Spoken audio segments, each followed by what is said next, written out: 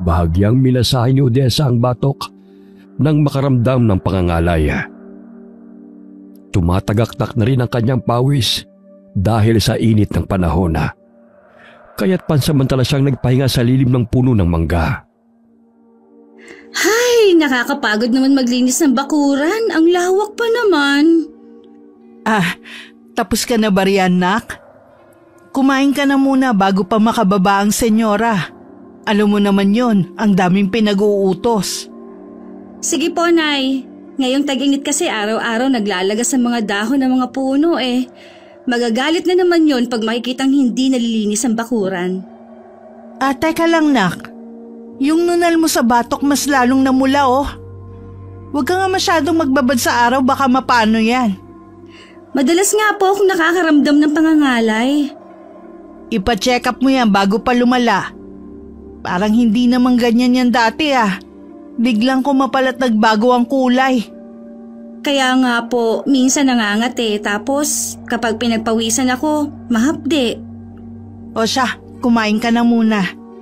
Mamaya uutusan ka na naman ni senyora na hindi ka pa nakakapagpananghalian. Ako na ang bahala sa mga labahin para makapagpahinga ka naman. Sabay na po tayong kumain, Nay. O sige, halika na. Luto na ang paborito mong adobo. Mahal na mahal mo talaga ako, ha? Siyempre, ikaw pa. Anak na ang turing ko sa'yo. Nangako ko sa nanay mo na aalagaan kita. Buhat lang iwan ka niya sa akin. Alam mo naman parang magkapatid na kami nun. Ang swerte ko nga po Kasi kahit hindi niyo kadugo, tinuring niyo pa rin akong anak. Tumanda na kayong dalaga dahil sa akin. Isa pang dahilan na nawalan na ako ng ganang mag-asawa. Noong nagpakasal sa ibang taong minahal ko ng sobra noon. Pero alam mo anak, mabuti nga na hindi kami nagkatuluyan Nalaman ko kasi na nananakit pala yun kapag nalalasing. Ibig sabihin, blessing in disguise pa ang nangyari sa love life mo, Nay. Sinabi mo pa. O siya, kumain ka pa. Marami pang ulam sa kaldero. 9 na taong gulang si Odessa buhat nang mamatay ang kanyang ina. May nakapagsabing kinulam ito. Ngunit ayon sa doktor, ay kakaibang tumor ang natagpuan sa ulo ni Aling Delisaya. Hindi siya naagapan na kaagad itong ikinamatay. Ang kanyang ama naman ay hindi niya nakilala. Ayon sa kwento sa kanya ng ina ay namatay ito nang siya'y 1 taong gulang pa lamang. Kaya't kinupkup siya ni Aling Sally at dinala na lamang sa mansyon na pinagtatrabahuhan nito upang siya'y maalagaan. Natagpuan sila noon ni Aling Sally sa palengke na nanlilimos. Naawa siya sa kalagayan ng mag-ina, kaya't kinupkup niya ito at pinatuloy sa bahay nito sa probinsya. Naging hanap buhay noon ng ina ni Odessa ang pagluluto ng puto na gawa sa bigas na itinuro din ni Aling Sally. Habang si Aling Sally nagtatrabaho bilang katulong sa syudad at 2 beses lamang ito umuwi sa probinsya upang bisitahin ang mag-ina. Anak, inutusan ako ni senyora na mamalengke. Kaso nga lang ang dami ko pang mga labahin na hindi pa natapos Ikaw na lang ang bumili ng broccoli at mga sangkap sa chop suey. Sige, Nay. Maliligo lang ho ako. Nangangat na po kasi ako dulot ng mga alikabok. Ipinatong ko lang yung pera sa ibabaw ng aparador. Tsaka may sobra pa naman yan. Bumili ka na rin ng ointment na maaaring ipahid dyan sa namumula mong nunal para gumaling. Sige, Nay. Salamat po. Matapos maligo ay agad na nagbihis si Odessa. Habang nagsusuklay ay tinitignan niya sa salamin ang kanyang nunal sa batok. Animoy hugis bituin yun na kulay kaki.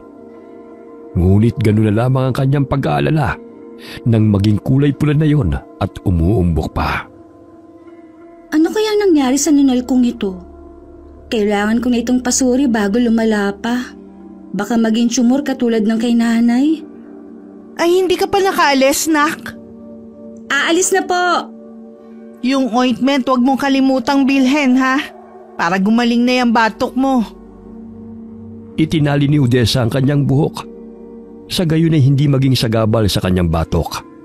Nakakaramdam siya ng hapdi sa tuwing natutusok ng buhok ang kanyang namumulang nunala. Nagulat ang dalagita nang biglang may sumulpot na matandang babae sa kanyang harapan. May dala-dala itong lumang libro at nakatungkod pa ito. Ay, kambing na may bangs! Naku naman, Lola. Bigla-bigla ka namang sumusulpot. Buti na lang hindi kita naitulak. Ito pong 10 piso. Yan lang po ang sukli sa pinamili ko eh. 10 piso? Aanhin ko naman to. Kulang pa ho ba? Ay, pasensya na po. Yan lang kasi ang pera ko. Kaya hindi ko na madadagdagan yan. Hindi naman ako namamalimos ah. Mukha ba akong pulubi? Ay, hindi nga ba? Ay, este! Kung hindi kayo nanlilimos, anong ginagawa niyo dito sa palengke? Narito ako sapagkat dito ako dinala ng aking mga paaining. Alam nga namang kamay ninyo magdadala sa inyo rito, Lola. Alabiro ka namang bata ka. Ang ibig kong sabihin, dinala ko rito ng malakas na enerhiya. Dahil may hinahanap akong magdadalaga na itinatala sa aming propesiya. Ayan, Lola, oh. Maraming mamimiling magdadalaga. Meron ding matandang dalaga, magaganda, pangit. Pumili lang kayo sa kanila. Paano nyo naman malalaman na siya na nga ang hinahanap nyo sa dami ng babae rito sa mundo? Tsaka, anong propesiya yung sinasabi nyo, Lola? Pwede bang maupo muna tayo? Hinihingal na kasi ako sa kakasunod sa iyo eh. Ang bilis-bilis mo maglakad. Sinusundan nyo ba ako? Kanina pa, ang bilis mo magpalipat-lipat ng mabibilhan. Hinihingal tuloy ako sa iyo. Sino ba kasing nagsabi sa inyo na sundan niyo ko? At bakit niyo ako sinusundan? Dahil ikaw ang nararamdaman kong magliligtas sa ating angkan. Nakikita ko ang palatandaan sa iyong batok na siyang sanhi ng iyong malakas na kapangyarihan. Naku, Lola, kumain na muna kayo. Tsak kung nagugutom ka na. Oh, ito na, sa inyo na po itong tinapay. Pinagdiskitahan mo pa tong na-irritate na nunal ko. Hindi po ito makapangyarihan. Kailangan ko nga po itong gamutin bago pa lumala ito.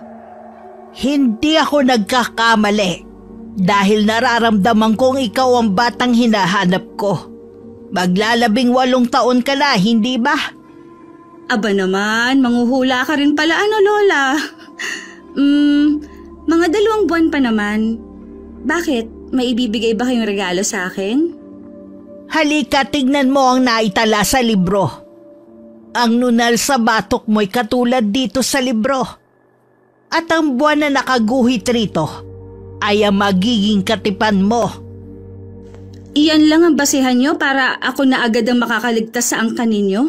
Naku, Lola, nagkakamali ho kayo. Kung alam nyo lang na tuwing Disyembre maraming hugis bituin dito. Mga parol na may ilaw pa at kumukuti-kutita pa sa dilim.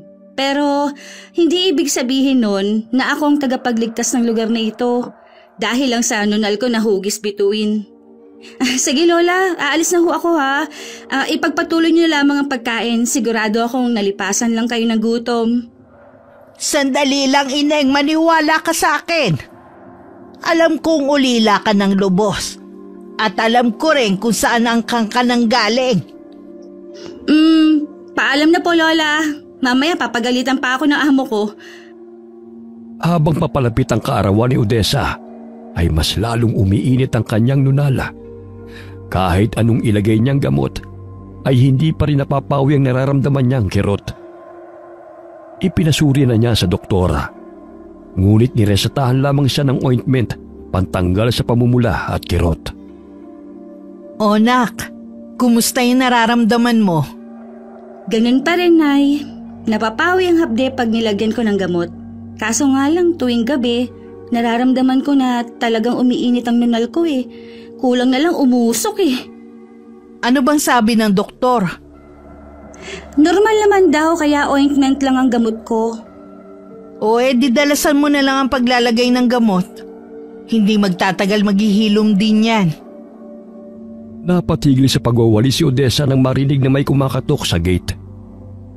Dali-dali niyang tinungo ang gate at binuksan yun. Nagulat siya nang tumambad sa kanyang paningin ng matandang babae. Lola, ano pong ginagawa niyo rito? Paano kayo nakapasok dito sa village? Gayong mahigpit ang seguridad dito. Paano niya natunto na narito ako? Narito ako para ipaalam sa'yo na kailangan mong sumama sa akin upang makilala mo ang angkan natin. Alam kong wala kang pamilya rito sa syudad. Paano ako nakasisiguro na totoong sinasabi niyo? Namatay ang iyong ina hindi dahil sa malubhang karamdaman, kundi dahil sa itim na kapangyarihan.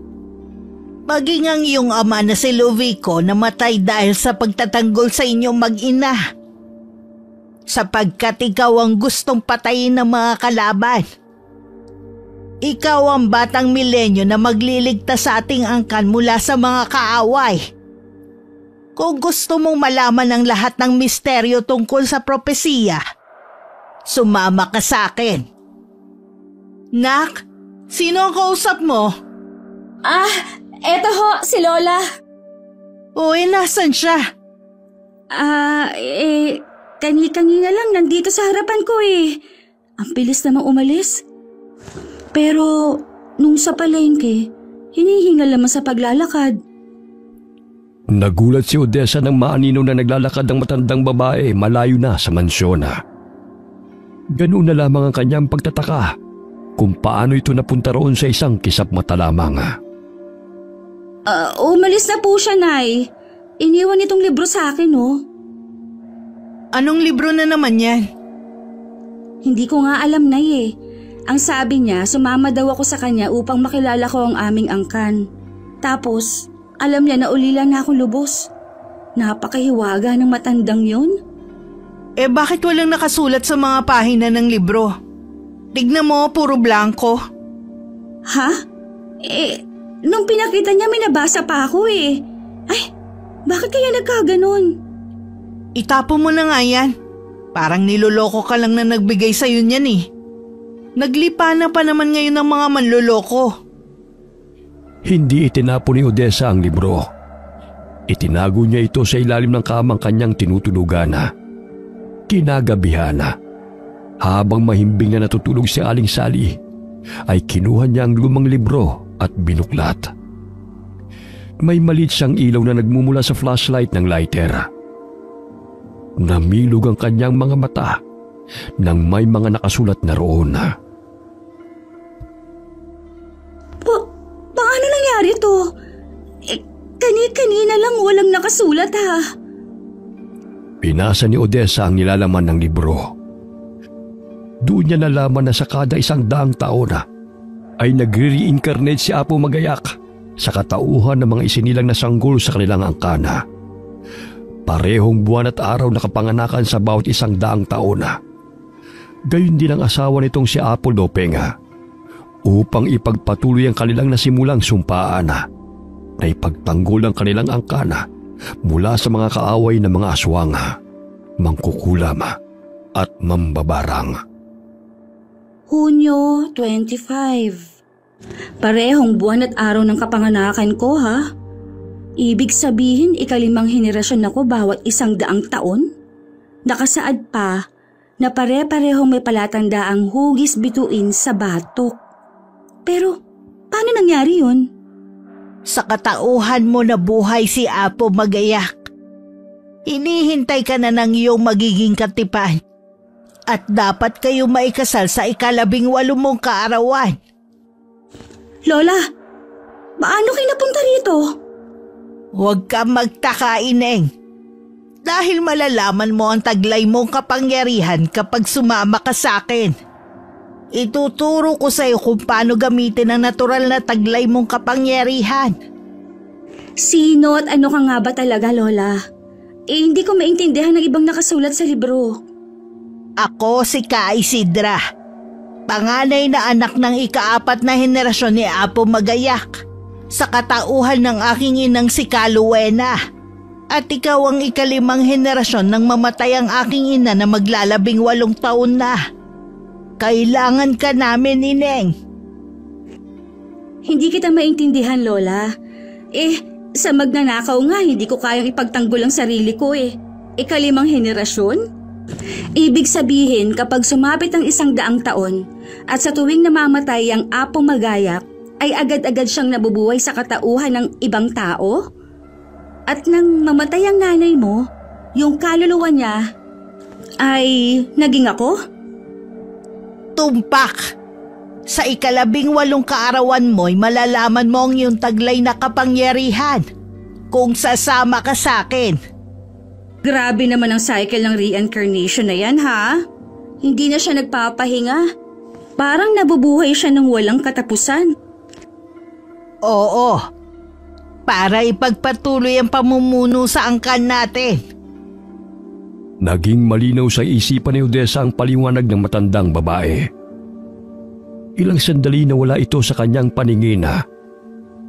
Nagising si Aling Sally dahil sa ingay ni Odessa. Oh, nak, bakit hindi ka pa natutulog? Mag-aalas 12 na oh. Nagbabasa pa kasi ako ng pocketbook, Nay. Matutulog na din ho ako. Matulog ka na, maaga pa tayo bukas. Paano kaya nagagawa ng matandang yun ng biglang pagsulpot at biglang nawawala? Hindi kaya totoo ang mga sinabi niya tungkol sa akin at sa angkan na aking pinanggalingan? Tinipo ni Odessa ang mga basura na naroon sa mga garbage bag at dinala sa malaking basurahan malapit sa guardhouse. Nagulat siya nang biglang sumulpot sa kanyang tabi ang matandang babae. Nanggugulat naman kayo, Lola. Tutubuan pa ako ng nervyos niyan sa inyo eh. Maaari naman po kayo magpakita ng maayos eh. Wala namang gulatan. 1 buwan na lang ang nalalabi bago sumapit ang kaarawan mo. Kailangan na nating makarating sa lugar kung saan namamalagi ang ating angkan. Sapagkat kung hindi matutuloy ang kinagawian, mamamatay ang lahat ng lahi ni Apo Magayak. Maging ikaw, Ineng. Ay, bakit pati ako? Nananahimik ako rito eh. Dahil ikaw ang magpapatuloy sa propesiya. Maawa ka sa mga musmos. Lumalaganap na ang kasamaan ng bawat kalaban ng ating mga angkan. Naglipa na ang mga mambabarang at mangkukulam. Maging ang mga tao maaapektuhan sa kanilang kasamaan.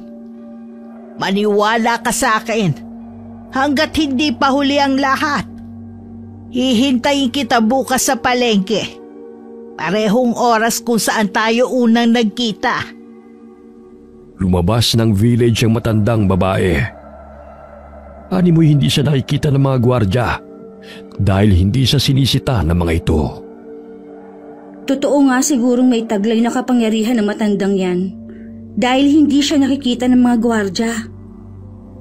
Kinagabihan, hindi mapakali si Odessa sa kanyang hinihigaan dahil sa tuwing ipipikit niya ang kanyang mga mata ay sumasagi sa kanyang balintatawang matandang babae at paulit-ulit na nagsasalita.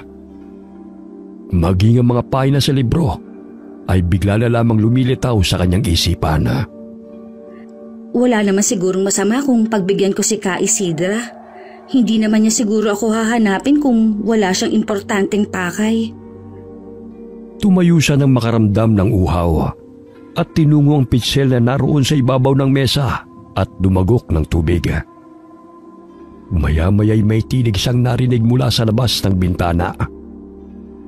Marahan niyang binuksan yun at tumambad sa kanya ang maliwanag at bilog na buwan. Nakaagaw ng kanyang pansin ang anino na nasa loob ng buwan na hugis bituin. Dali-dali niyang kinuha ang libro at binuksan yun. Totoo nga ang nakasaad sa libro. Kailangan mag-isang dibdib ang itinakda bago pa mabuwag ang buwan at bituin na yan. Dahil kung hindi, mamamatay o magiging alipin ang lahat ng angkan ni Apo Magayak at Apo Lopeng. Kabilang na ako ron. Naku, hindi naman po pwede yun. O nak, bakit bukas pa ang bintana? Anong oras na o magpahinga ka na?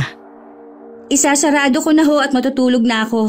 Ay, Nay, Pwede po ba akong magpaalam sa'yo? Ano ba yon? Pwede po ba akong bumisita kay Jenny? Matagal-tagal na rin kasi akong hindi nakakadalaw sa kanila eh. O bakit agad-agad naman yan? Alam mo namang malapit na ang kaarawan mo ah. Nakasalubong ko kasi ang pinsan niya sa palengke nung nakaraang araw. Nabalitaan kong may sakit po ang kanyang ina. Sige na po, Nay. Minsan lang naman ho ako makabisita sa kanila at makauwi ng probinsya. Kahit ito na lang ang regalo mo para sa akin. Ilang araw ka namang mananatili ron? Pwede 1 buwan? 1 buwan? Ang tagal naman yan, nak. Alam mo namang marami tayong gawain dito sa mansyon eh. Eh di, kagaya ng nakagawian. Tatawagan ko si Petra at siya muna ang papalit sa akin habang wala ako. Gustong-gusto naman niya magtrabaho rito, di ba? Tsaka gusto din ni Senyora dahil may mag-aayos sa buhok niya. Hay nako, ewan ko sa'yo. Bukas sunduin mo yung si Petra. Pero kung hindi papayag, hindi ka makakaalis. Salamat, Nay. Pangako, babalik naman ho ako eh. O sige, matagal ka na rin hindi nakauwi ng probinsya. Mahigit 2 taon na rin. Agad na nag-impake ng mga gamit si Odessa at nagpaalam sa nanay-nanayan at kay Senyora. Hindi naman tumutol ang amo dahil kilala naman ito ang baklang si Petra na pamangkin ni Aling Sani. Bago nagpakita si Odessa sa matanda, ay dumaan muna siya sa bahay ni Petra. Ganun na lamang ang kasiyahan ng bakla dahil pakiramdam nito ay buhay prinsesa siya sa mansyon. Meron lang akong importanteng pupuntahan, Ate Petra. Ikaw na muna ang bahala maglinis sa mansyon at tumulong kay Nanay Sally ha. Babalik naman ako. Labis ang kasiyahan ng baklang si Petra at agad na inihanda ang kanyang maleta. Animoy turista itong tinungo ang mansyon at nakasuot pa ito ng bestida. Tinungo ni Odessa ang palengke at hinanap ang matandang babae. Napaupo siya sa gilid ng bangketa kung saan sila unang nag-usap ng matanda. Ay, nasa na ba siya? Pag dito sumipot, mapapahiya lang ako kay bakla. Ineng, mabuti at dumating ka. Ay, kabayo! Naku naman, Lola, parang pinaglihi yata kayo sa kabuti. Ang hilig-hilig ninyong sumulpot kahit saan at manggulat. Hindi po ako mahilig sa sorpresa. Maaari naman kayo magpakita ng dahan-dahan. Ay, pasensya naman. O, handa ka na bang umalis? Mabuti naman at pinayagan ka. Iba kasi ang pinaalam ko kay Nanay Sally. Pero maaari naman sigurong daanan ko muna ang kaibigan ko bago ako sumama sa'yo. Saan probinsya ba ang kaibigan mo? Malapit lang naman dito. 1 oras ang biyahe papunta sa kanila. O siya, tayo na, bago pa tayo gabihin sa daan. Bago pa man tinungo ni Odessa ang lugar kung saan naroon ang sinasabing angka ng matanda, ay bumisita muna sila sa kaibigang si Jenny. Totoong may sakit ang nanay nito. Ngunit dahil sa tulong ni Ka Isidra, ay ginamot niya ang ina ng kaibigan. La, kailangan ba talagang laway mo ang panghaplos at yan ni Aling Baning? Maaari naman sigurong langis o di kaya ay halamang gamot. Para kasing nakakadiri eh. Ikaw na bata ka. Huwag mong questionin ang pamamaraan ko sa panggagamot. Dahil napaka-epektibo nito sa ating tribo. Sa lugar po ninyo yon, pero sa amin kasi hindi siya hygienic. Ay, tumahimik ka nga muna riyan. Inaabala mo ang panggagamot ko eh. Hinipan pa nito ang 2 palad at dinampi sa noo ng babae. Maya-maya'y naduwal si Aling Baning at nagsimula ng magsuka. Ayan, Lola. Tingnan mo, hindi na niya siguro makayanan ng amoy ng hininga niyo. Tumahimik ka nga riyan. Inilalabas niya ang masamang enerhiya na ibinibigay sa kanya ng masamang elemento. May matinding galit ang taong ito kay Baning. Tignan mo, kulay itim ang likidong lumalabas sa kanyang katawan. Ay oo nga po, Lola. Ang galing niyo naman. Napaka-effective din pala ng panis niyong laway. Balang araw matututunan mo rin ito. Yung paggamit ng panis na laway? Ang pamamaraan ng panggamot. Ay, ayoko pong gumamit ng panis na laway, Lola. Baka imbis na gumaling ang pasyente, mas lalong lumala pa ang sakit dahil sa mikrobyo. Mula pa kay Apo magayak ang pamamaraang ito na ipinapaasa sa makabagong henerasyon. Dapat modernong pamamaraan na rin ang gagamitin. Panis na talaga ang paraan ninyo dahil ilang daang taon na yung ginagaya.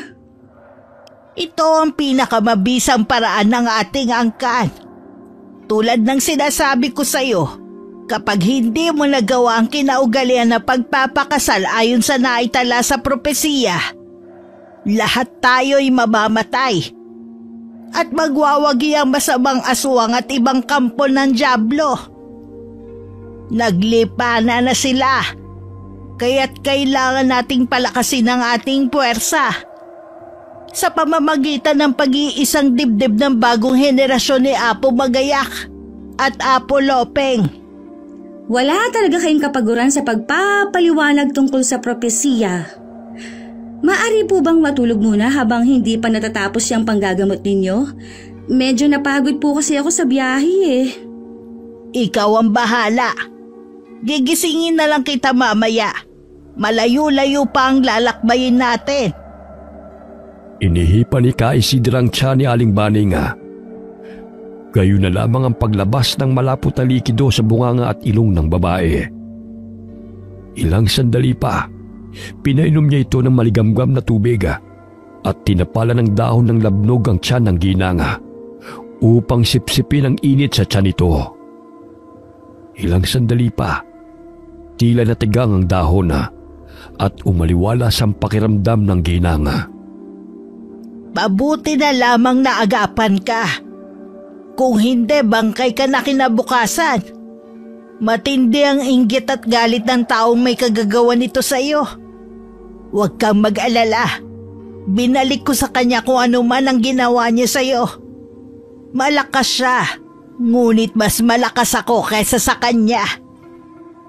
Pansamantalang nanatili sina Odessa at Ka Isidra sa bahay ni na Jenny upang masigurong magaling na si Aling Baning bago nila linsanin ng lugar. Lumabas ng bahay si Ka Isidra dahil nararamdaman niyang malapit lamang doon ang may kagagawa ng pagkasakit ng ginanga. Ilang sandali pa'y may narinig silang malakas na sigaw. Napabalikwas ng bangon si Odessa mula sa pagkakatulog. Sa inakalang si Aling Baning yun. Ngunit napasapo siya sa kanyang noo nang makitang mahimbing na natutulog ang ginanga. Nasobrahan na yata ako sa kape dahil madalas na ang pagiging magugulatin ko. Nasaan na kaya si Ka Isidra?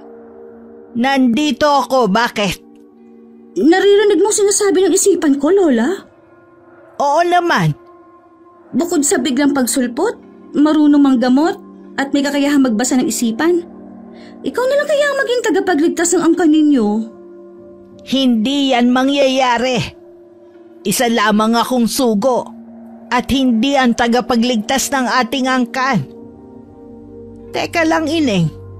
Naririnig mo ba ang mga nakakarinding palahaw? Papuntahan mo sa kaibigan mo upang tukuyin kung ano ang nangyayari sa kanilang kapitbahay. Masama ang kutob ko. Baka siya ang dahilan ng paghihirap ni Baning. Sige, pupuntahan namin ni Jenny. Nasaksihan ni na Odessa ang pagsusuka ng malapot at itim na likido ng ginanga. May kasama pa itong mga insektong maliliit. Ilang sandali nilabasan ito ng mga langaw sa tenga at ilong. Nanginginig ang buong katawan nito habang tumitirik ang mga mata. Tumakbo sina Odessa at Jenny kay Ka Isidra upang humingi ng saklolo. Tulungan po natin si Aling Molly. Masama po ang kalagayan niya. Hindi ko siya mapapagaling. Bakit po? Sapagkat bumalik lamang sa kanya kung ano ang ginawa niya kay Baning. Ano? Pero magkaibigan ho sila. Nakasisiguro ka bang kaibigan ng turing niya kay Baning? Pinakulam nga niya eh. Kung ano nangyayari sa kanya ngayon, kung hindi ko naagapan itong gamutin si Baning, siguradong binawian na to ng buhay. Ibig sabihin, siya ang may pakana ng paghihirap ni Aling Baning? Hindi pa pumapalpak ang sumbalik na isinasagawa ko. Kung ano ang kanyang itinanim, siya rin ang kanyang aanihin. Hindi ko na siya maaaring mapagaling. Ilang sandali narinig nila nagsiiyakan ng mga anak nito dahil binawian ng buhay si Aling Molly. Ayon kay Jenny ay nagkasagutan ng dalawa dahil sa awayan sa lupa. Naayos naman ang kanilang hidwaan sa tulong ng barangay. Bagamat lingid sa kanilang kaalaman na nagtanim ng sama ng loob si Aling Molly at pinakulam si Aling Baning.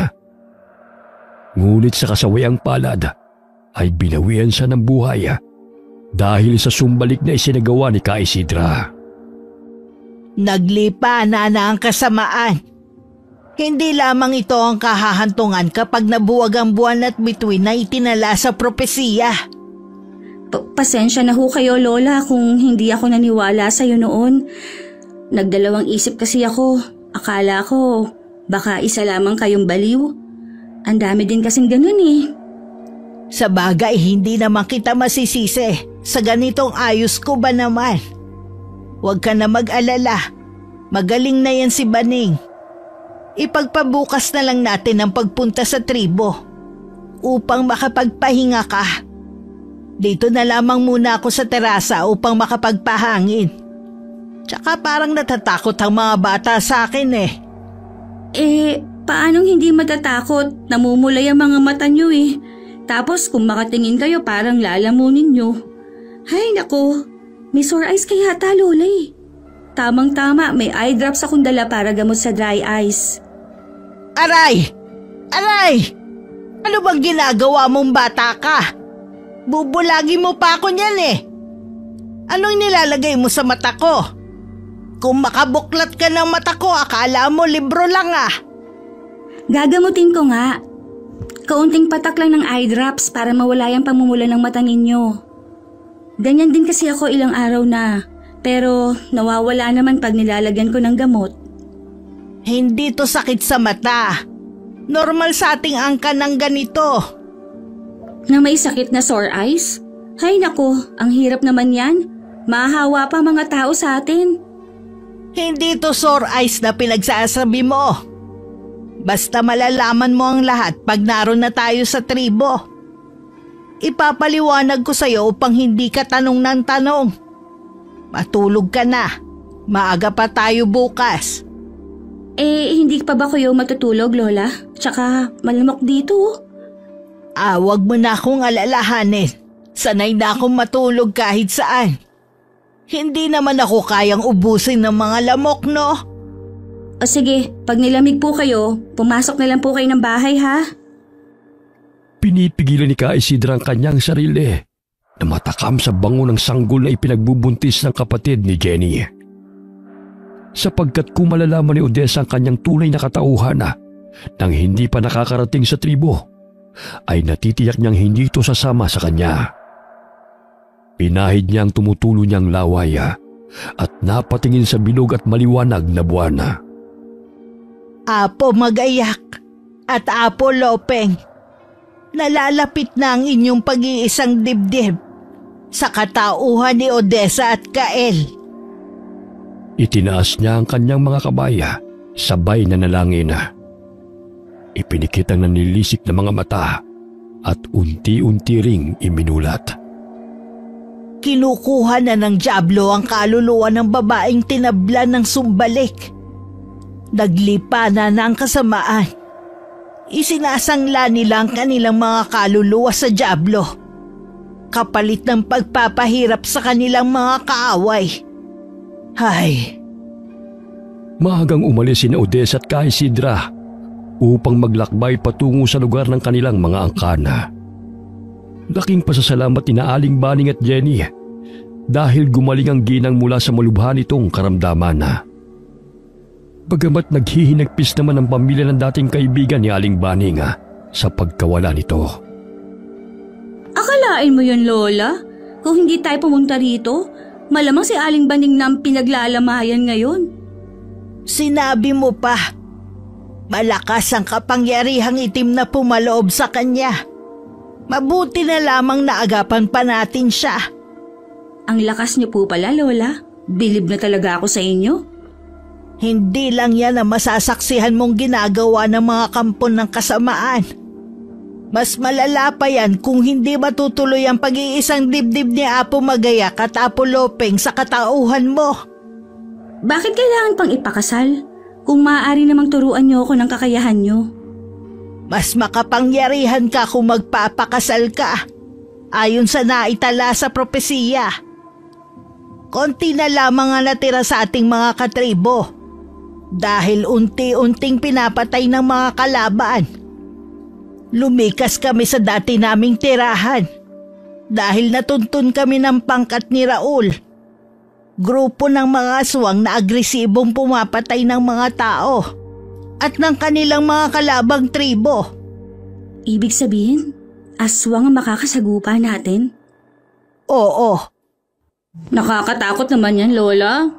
Baka hindi na ako makabalik ng mansyon, ha? Marami pa ho akong pangarap sa buhay. Ano na lamang ang mararamdaman ni Nanay Sally pag hindi ako nakauwi? Tsak mag-aalala yun, malulungkot. Tapos, hahanapin ako nun kung saan-saan. Ayoko pang mamatay, Lola. Uuwi na lang ho ako. Loka-loka! Walang atrasan na ito. Dahil sa ayaw at sa gusto mo, mamamatay ka rin tulad namin kung hindi mo nasunod ang naitala sa propesiya. Bago mabuwag ang buwan at bituin, kinakailangan makasal ka kay Kael. Napakamalas ko naman. Siguraduhin ninyong gwapong ipapakasalin niyo sa akin, ha? O di kaya'y mukhang tao naman. Kawangi siya ng nasa libro. Mabuti naman kung ganun. May pagkapogi naman na nakaguhit dito eh. Matangos ang ilong, medyo makapalang ang labi at mapupungay ang mga mata. Sakto na to. Nakarating na sila sa bukana ng kagubatan na. Natatanaw na rin ni Odessa ang kabundukan na. Pansamantala silang nagpahinga sa ilalim ng puno dahil na rin sa nararamdamang pagod. Malayo pa po ba tayo, Lola? Hinihingal na po kasi ako eh. Malayo-layo pa. Nakikita mo ba ang tuktok ng bundok? Naroon ang bahay ko. Grabe naman yan, La. Nakakaya namang maglakbay ng ganyang kalayo. Pambihira naman. Mapupudpud na siguro mga talampakan ko bago ako makarating sa tuktok. Huwag kang mag-alala, may kalesa akong sinakyan. Sana nga may mapagawi rito eh. Sana naman po. Ang layo-layo naman kasi ng lugar ninyo. Ayun si Aaron! Aaron! Nandito na kami! Isakay mo naman kami sa kalesa mo. Parang hindi ka naman narinig, La. Puntahan ko na lang kaya. Huwag kang lumayo sa tabi ko. Baka pagkaman ang kanilang kaaway. Sa itsura kong to, kalaban, mas nakakatakot pang ang itsura nila kaysa sa akin eh. Hindi sila sanay na makakita ng hindi nila katribo. Mamaya pagkaamalang ka pang pagkain ng mga yan. Hay nako, parang kawangi sila ng mga kanibal na napapanood ko sa telebisyon. Nakakatakot. Tingnan mo nga yung isang yun oh. May hikaw pa sa ilong. Tapatin mo nga ako, Lola. Tama bang pinuntahan natin? Kung makatingin parang lalapain pa ako eh. Huwag ka mag-alala, hindi ka nila sasaktan. Hanggat kasama mo ko, walang gagalaw sa'yo. O siya, sumakay ka na ng kalesa. Tanghali na nang makarating sina Odessa at Ka Isidra sa lugar ng kanilang mga angkana. Nanindig ang mga balahibo ni Odessa nang pinagtitinginan siya ng mga ito habang sakay ng kalesa. Nakakatakot naman ho sila. Sigurado ho ba kayong dito ang punta natin? Ganyan lang sila kapag may panauhin. Mailap talaga sila sa mga tao. Parang nakakita lang sila ng artista ah. Nakatuunong lahat ng mga mata sa akin oh. Artista? Yung bang nagpapasabog ng mga kanyon at bomba? Artista, hindi po terorista. Artista yung taong gumaganap sa telebisyon. Yung tipong hinahangaan ba? Grabe ka naman sa akin, Lola ha. Mukha ba akong terorista? Artista o terorista, kung ano pa man yang kung tawagin, bahala ka na. Basta bumaba ka na sa kalesa at ipapakilala na kita sa angkan natin. Bumaba ng kalesa si Odessa at hinanap ang lalaking kawangis ng nasa libro. Ngunit hindi niya mahagilap kung sino sa mga kalalakihang naroon. Mga minamahal kong mga katribo, ipinapakilala ko sa inyo si Odessa na nagmula sa ating angkan. Kay tagal na panahon ko siyang hinanap. Sa wakas sa tulong at gabay ni Apo Magayak ay akin siyang natagpuan. Siya ang 500 henerasyon ni Apo Magayak at magpapatuloy sa ating propesiya. Aray! Ay, sumasakit na naman ang batok ko. Dahil yan sa nalalapit ninyong pag-iisang dibdib sa iyong 18 kaarawan. Nasaan na ba ang lalaking papakilala niyo sa akin para makilala ko na at makauwi na ako? Nakakatakot naman ang mga tao rito sa inyo, Lola. Hindi ka pa makakauwi hanggat hindi kayo nagpapakasal sa mismong kaarawan mo. Nasaan na po siya? Para naman po makilatis kong lalaking yun. Maya-maya'y may lumapit na lalaki sa kanila at ang mga magulang nito. Ipinakilala ni Ka Isidra ang mga ito kay Odessa. Siya si Nani, ang kapatid ng tatay mo, at ang asawa niyang si Yoyoy. At siya naman si Kael, ang tinadhanang magiging katipan mo. Siya? Abay, Lola, ang layo naman sa larawan na narito sa libro, oh. Tingnan mo naman, matangos ang ilong, mapupungay ang mga mata, tsaka may makapal na labi. Tingnan mo naman sa personal naman, Lola. Lahat makapal sa kanya eh. Ang layo-layo ng itsura niya, tingnan mo. Imbis na matangos ang ilong, yung sa kanya palapad. Ano yan? Expectations versus reality? Ang binasihan mo ay ang nasa larawan lamang. 5 henerasyon na kayo sa kada 100 taon.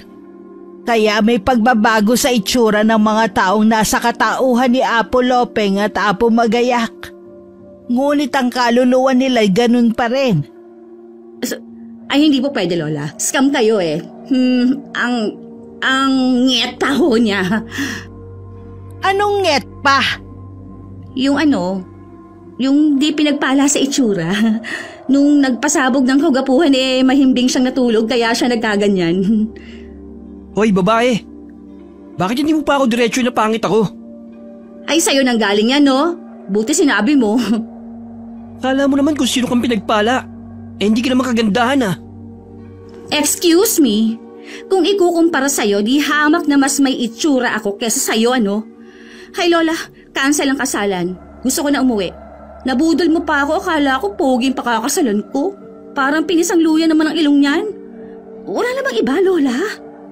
Wala ka ng ibang pakakasalan kundi si Kael upang iligtas ang ating angkan mula sa mga kaaway. Kung kapatid ng kanyang ina ang aking ama, ibig sabihin pinsan ko siya. Bakit kami magpapakasal kung pinsan ko naman siya? Hindi pwede yun, Lola. Mahirap man ang sitwasyon, ngunit kailangan niyo pa rin magpakasal dahil kayo ang tinadhana.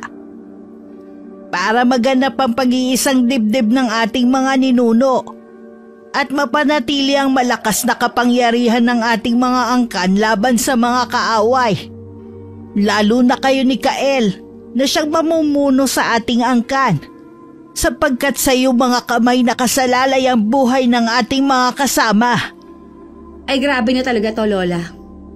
Mamayang gabi ipapakita namin sa iyo ang tunay na katauhan namin.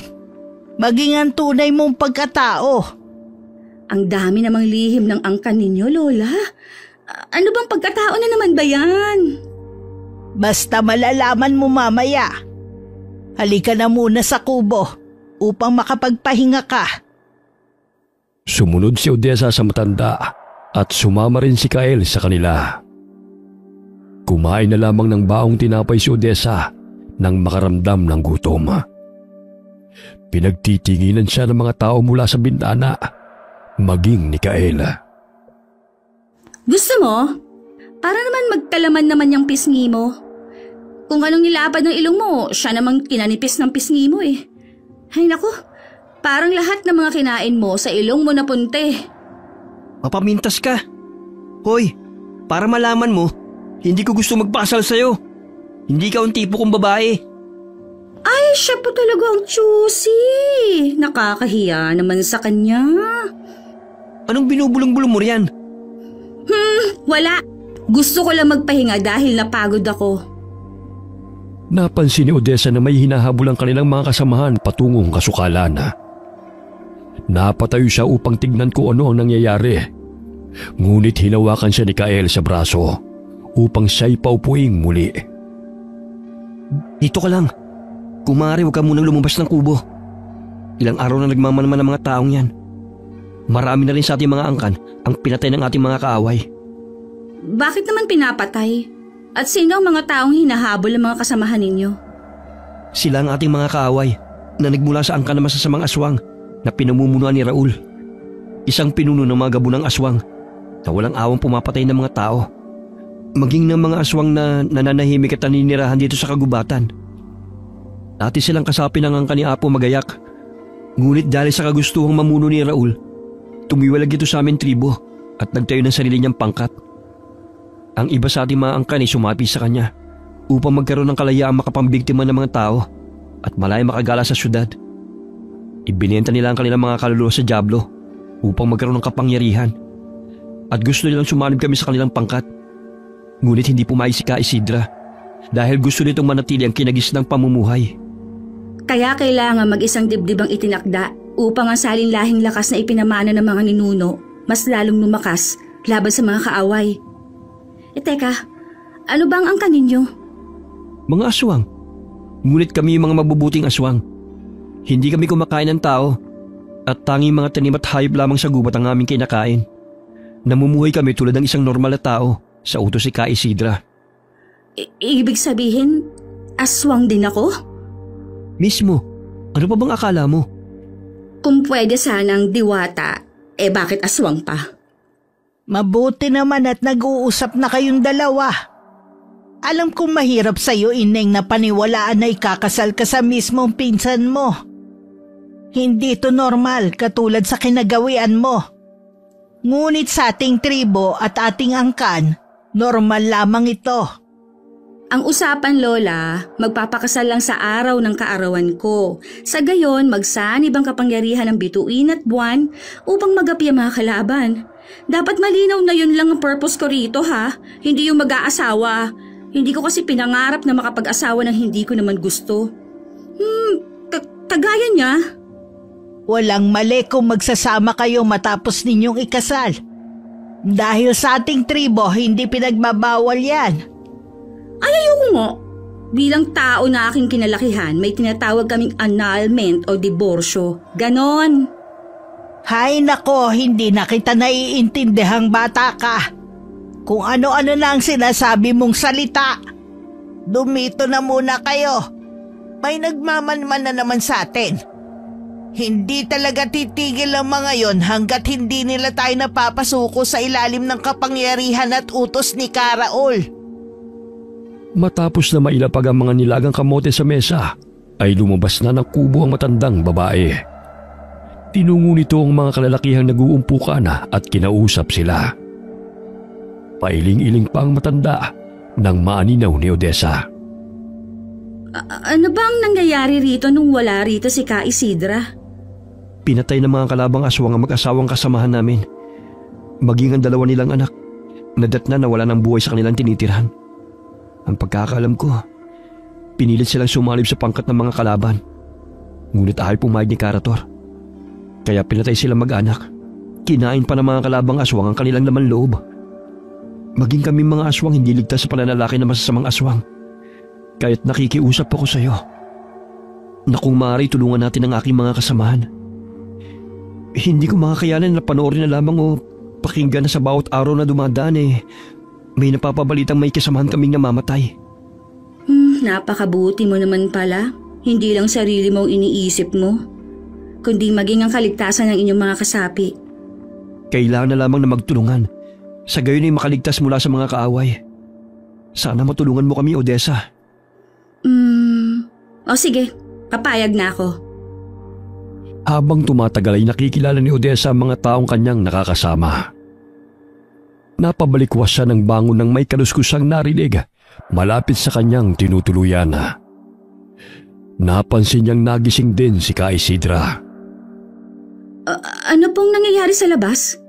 Bakit parang pinaliligiran itong bahay ninyo ng mga tao? Kahit ano mangyari, huwag kang lalabas ng bahay.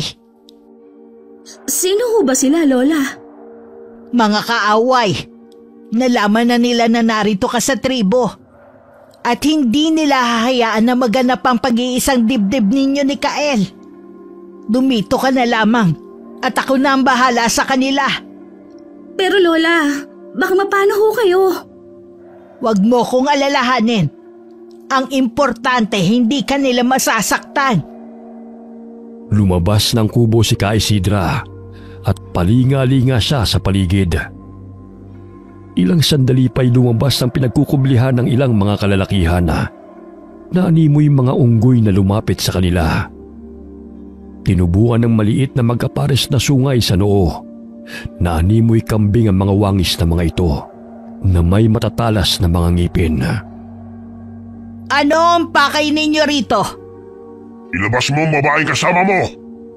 Wala akong alam sa pinagsasabi ninyo. Hala, umalis na kayo bago pa magdanak ang dugo rito. Akala nyo ba'y uurungan namin kayo? Magmamaang-maangang ka ba, tanda? Nakita ng kasama namin na itinatago niyo ang babae ikalimang henerasyon sa bawat 100 taon na siyang bubuhay sa kapangyarihang ipinamana ni Apo Magayak. Ilabas niyo siya at isuko sa amin. Umalis na kayo rito. Wala kayong makukuha sa amin. At kahit ilang beses nyo pa kaming pilitin na sumuko sa inyong itinayong pangkat, hindi kami magsasalib pwersa sa inyo. Aswang nga kaming tinuringan. Ngunit hindi ko hayaan na manaigang kasamaan at ipaubaya sa dyablo ang aming mga kaluluwa para lang magkaroon ng malakas na kapangyarihan. Naminog ang mga mata ni Odessa habang sumisilip sa siwang ng bintana. Nag-anyong malaking ahas si Ka Isidra na may kulay berdeng bituin sa kanyang noo. May matalim na pangil at nagbabaga ang mga mata. Si Ka Isidra ang pinakamalakas sa kanilang angkana dahil siya ang panganay na anak ng ika-4 na henerasyon. Totoo nga ang sinabi ni Lola. Kailangan ko silang tulungan bago pa sila maubos ng mga kaaway. Odessa, halika! Sumama ka sa akin! Bago ka pa nila makita rito! Kael, si Lola, tulungan ninyo siya. Ang dami niyang kaaway. Huwag ka mag-alala. Nandiyan yung ating mga kasapi. Hindi nila hayaan mapahamak si Ka Isidra. Halika na! Ilalayo na kita rito! Sumama si Odessa kay Kael upang lumayo sa lugar na yon patungo sa lihim nilang kuta. Isa-isang tumitilapo ng mga kalabang aswang sa tuwing natatamaan ng buntot ng malaking ahas. Pinulupot nito ang mahabang katawan sa 2 aswang na sumasakmal sa kanya bago ibagsak sa lupa. Hindi nyo kami mapapasuko. Hindi ko hahayaan na sirain ninyo ang kinagawian ng ating angkan. Wala kayong respeto sa ating mga ninuno. Mga taksil at mapagmataas.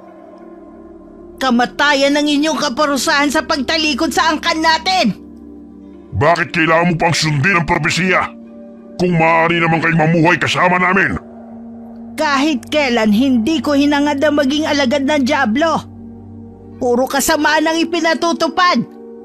Hindi ko hahayaan na sirain ninyo ang sinumulan ng ating mga ninuno na isang magiting na mga mandirigma laban sa mga masasamang angkan ng mga aswang. Nagpasilaw kayo sa kapangyarihan na ipinangako ni Raul na isang makasariling pinuno. Ginagamit lamang niya kayo.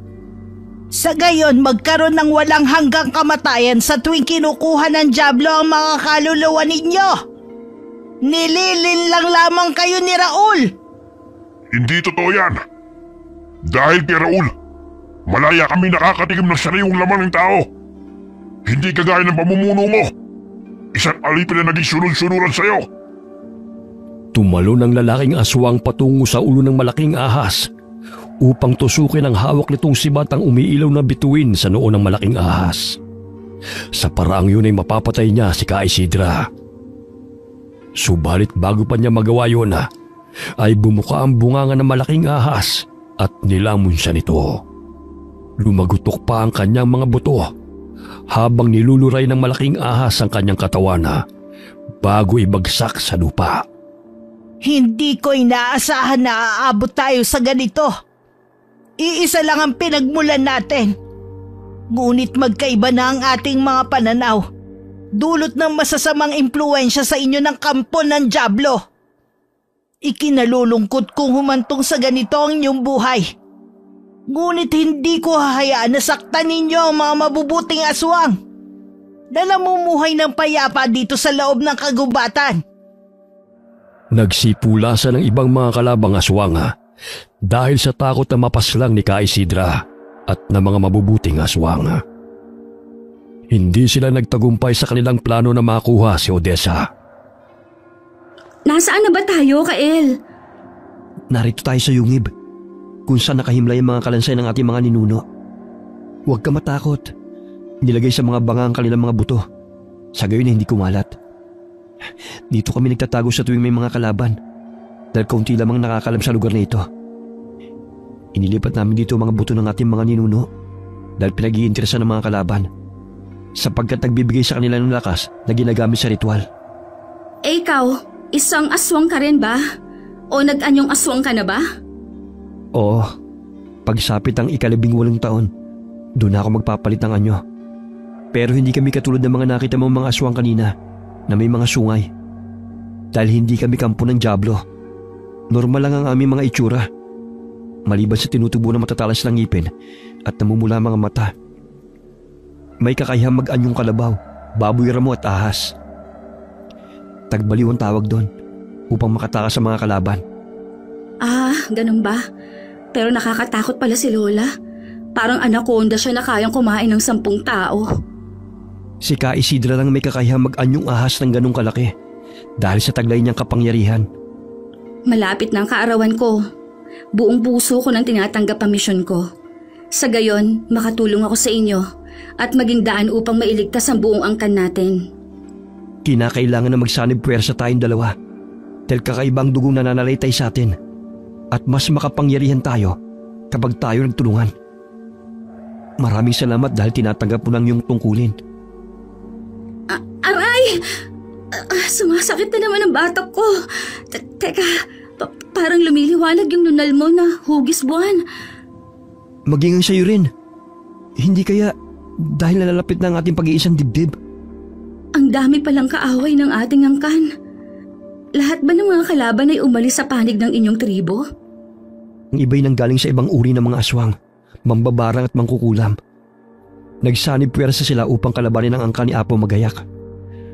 Noon pa man kalaban na ng mga masasamang aswang ang ating angkan dahil ayaw ni Apo Magayak ang kanilang mga ginagawang pagpaslang sa mga inosente. Nakakalungkot lang dahil ang ibang kasapi ng aming tribo kumampi sa masasama dahil sa kagustuhan ng kapangyarihan. Kung hindi matutuloy na itala sa propesiya na pag-iisang dibdib ng ikalimang henerasyon matapos ang kabilugan ng buwan, hihina ang aming puwersa at matatalo kami ng mga kalaban. Ikaw lamang ang aming pag-asa, Odessa. Ang pagkakaalam ko, ayon na rin sa ikinuwento ng aking ina. Marahil lang iyong ama ang pinaslang ng mga tauhan ni Ka Raul sapagkat nalaman nila na ang anak nito ay ang ikalimang henerasyon ni Apo Magayak. Tinakas niya ang kanyang mag-ina bago pa sila maabutan ng mga kalaban. Natagpuan ni na ama at ina ang bangkay ng iyong ama sa gitna ng kagubatan. Ngunit hindi nila nahanap ang kanyang mag-ina. Alam mo, Kael, natagpuan daw niya kami ng aking ina na namamalimos sa palengke. Naawa siya sa amin dahil bumubuhos ang malakas na ulan at nilalagnat si nanay. Kaya isinama niya kami sa kanyang bahay. 1 taon pa lamang ako noon. Marahil iniligtas kayo ng ama mo kapalit ng kanyang buhay. Gagawin ko ang abot ng aking makakaya upang tulungan ang ating angkan na magapi ang ating mga kalaban. Pagpasensyahan niyo na ang aking inasal noon, ha? Oh, wala yun. Huwag kang mag-alala. Hindi naman kita pipilitin na magsama tayo sa iisang bahay eh. Alam kong ibang kinagisnan mong buhay at paniniwala. Naputol ang kanilang pag-uusap nang may marinig na taong paparating. Tanging ang mga nagbabagang mga mata lamang nito ang nagsisilbing ilaw sa madilim na paligid. Ilang sandali sinindihan nito ang hawak nitong lampara. Biglang napasandal na lamang si Odessa sa bato nang maaninaw na si Ka Isidra yun. Mabuti naman at dinala mo siya rito, Kyle. Nalaman na nilang narito ang ika-5 henerasyon ni Apo Magayak. Alam kong gagawa sila ng paraan upang hindi matuloy ang naitala sa propesiya. Ngunit sisiguraduhin ko ring hindi sila magtatagumpay sa binabalak nilang masama. Lola, may sugat ho kayo. Kailangan nating gamutin yan. Huwag ka mag-alala, Ineng. Ayos lang ako. Maya-maya lamang maghihilom din yan. Napalunok ng sariling laway si Odessa nang makitang humaba ang dila ni Ka Isidra at dinilaan ang mga sugat nito.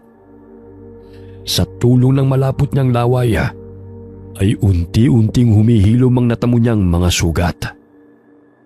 Napakamakapangyarihan talaga ng laway mo, Lola. Lahat napapagaling.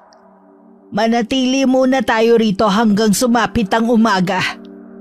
Kumusta na ho ang ating mga kasamaan sa labas, Lola? Nasa mabuti silang kalagayan. Umalis na ang mga kalaban. Ngunit batid kong babalik ang mga yon. Dahil hindi sila titigil hanggat hindi tayo sumusuko sa kanila. Bakit hindi na lang nila ho kayo hayaang mamuhay ng payapa? Dahil gusto nilang sakupin ang lahat ng tribo upang gawing alipin. Buong puso ko na pong tinatanggap ang aking tungkulin, Lola. Tinuruan ni Kael si Odessa kung paano gumamit ng mga sandata, katulad ng mga sibat at pana. Ilang araw pa lamang ang kanilang pag-iensayo ay nakitaan na ng galing si Odessa. Nananalaytay talaga sa iyong dugo ni Apo Magayak. Magaling siya sa pakikipaglaban gamit ang pana. Malinaw ang kanyang mga mata, kaya laging sa pulang mga kalaban niya. Talaga? Pero syempre, mas mahusay siya kesa sa akin. Sa tagal ba naman niyang nakikipaglaban eh. 2 araw na lamang ang nalalabi. Magiging ganap ka ng aswang at ang pag-iisang dibdib natin. Alam mo bang nag-aalala ako sa kaligtasan nating lahat? Dahil ba sa mga kalaban? Oo. Huwag kang mag-alala. Gagawin natin ang lahat upang magtagumpay tayo.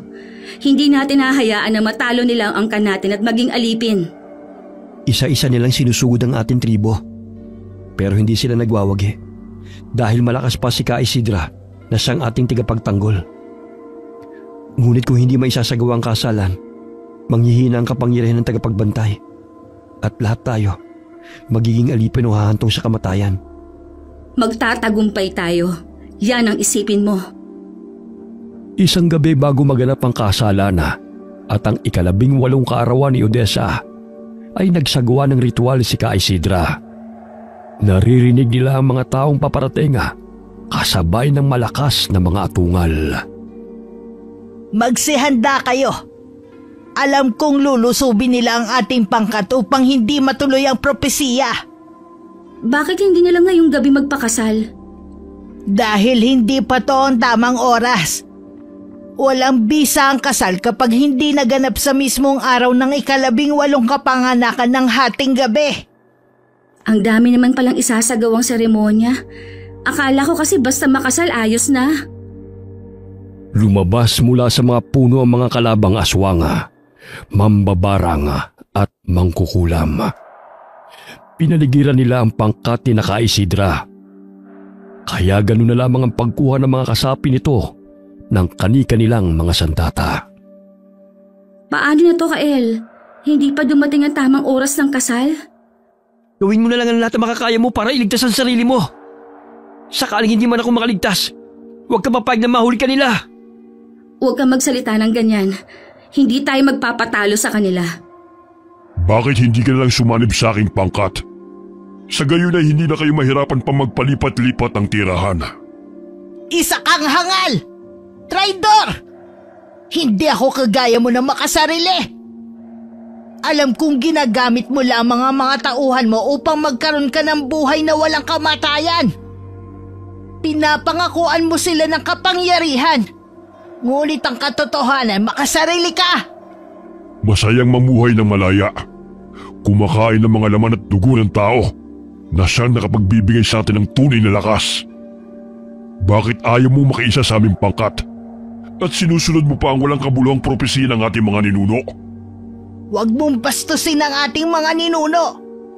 Dahil lamang sa nakilala mong Diyos-Diyosan na isang dyablo. Hindi ko ipinagkanulo sina Apo Magayak at Apo Lopeng para lamang sa buhay na walang hanggang kamatayan at kapangyarihan na kahit kailan hindi magdudulot ng kapayapaan. Kahit na anong gawin mo, magiging alipin ko kayo. Ibigay mo sa akin ang 2 batang itinakda kung gusto mo pang mabuhay kasama ang mga katribo mo. Dadaan ka muna sa ibabaw ng bangkay ko bago mo makuha ang 2. Mga kampon! Sugurin sila! Huwag kayo titigil hanggat hindi niyo sila napapatay! Dali-daling kinuha ni Odessa ang kanyang pana at isa-isang inasinta ang mga aswang na lumalapit sa kanila. Nagpagulong-gulong siya sa lupa. Gamit ng sibat ay isa-isa niyang hinahambalo sa mga kalabang aswang at tinutusok ng matalim na bahagi ang katawan ng mga ito.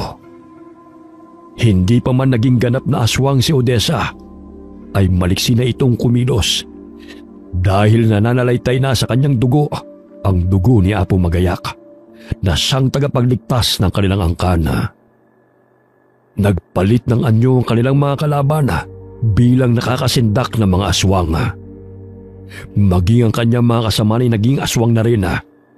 Ngunit nakikilala niya ang kanyang mga kakampi dahil iba ang itsura ng mga ito kaysa sa mga kalaban na animoy wangis ng dyablo. Hindi ako magpapatalo sa inyo. Hindi ko hahayaan na maging alipin ninyo ang aming angkan. Malakas na itinarak ni Odessa sa mata ng mangkukulam ang kanyang sibat bago pa siya masaktan ito.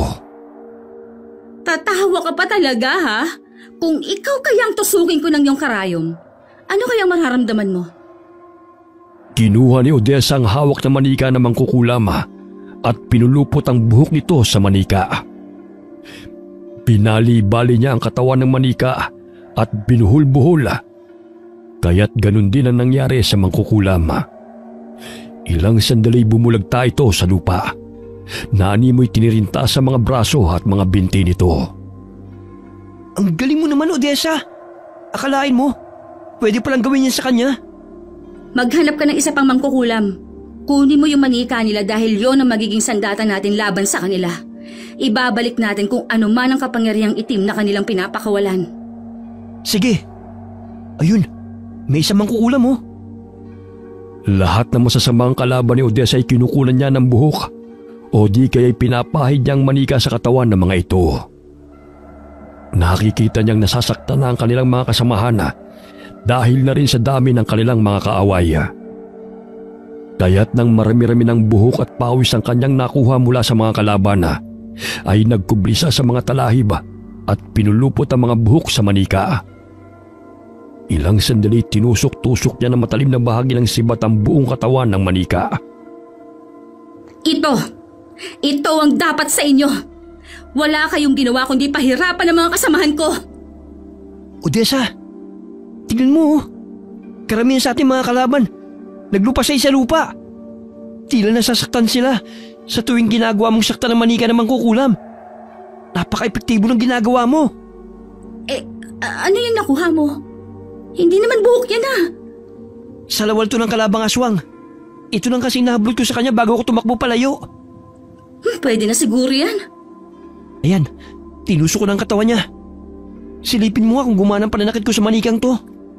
Ay, parang wala akong nakikita. Sandali lang. Kailangan siguro lakasan para masaktan siya. Ayun! May tumatakbong aswang habang hawak-hawak ang puwet at maselang parte ng katawan niya, oh.